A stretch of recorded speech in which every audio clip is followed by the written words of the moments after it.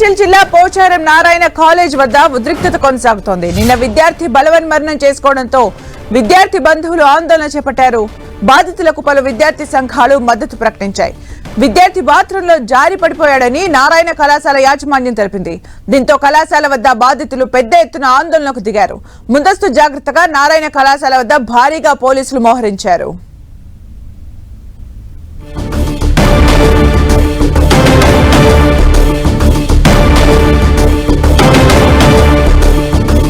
మేడ్చల్ జిల్లా పోచారం నారాయణ కాలేజ్ వద్ద ప్రస్తుతం ఉద్రిక్త వాతావరణం కనిపిస్తోంది. మరిన్ని అప్డేట్స్ మా ప్రతినిధి కిరణ్ అందిస్తారు. కిరణ్, మిత్ర, మేడ్చల్ జిల్లా పోచారం ఐటీ కాలేజీ పరిధిలోని నారాయణ కాలేజీలో లెక్చర్ల ఒత్తిడి తట్టుకోలేక విద్యార్థిని ఎంపీసీ మొదటి సంవత్సరం చదువుతున్న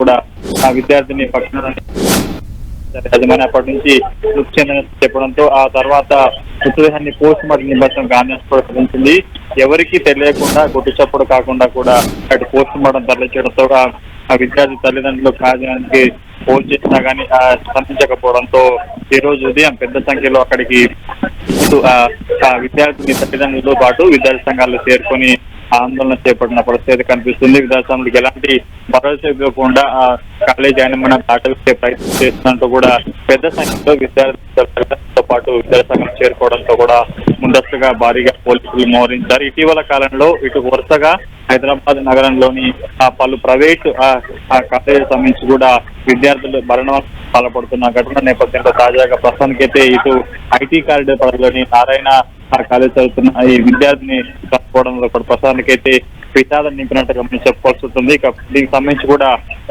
కాలేజ్ యాజమాన్యం ఎలాంటి హామీ ఇవ్వకపోవడంతో కూడా పరిస్థితి కనిపిస్తుంది. Thank you Kiran for the updates.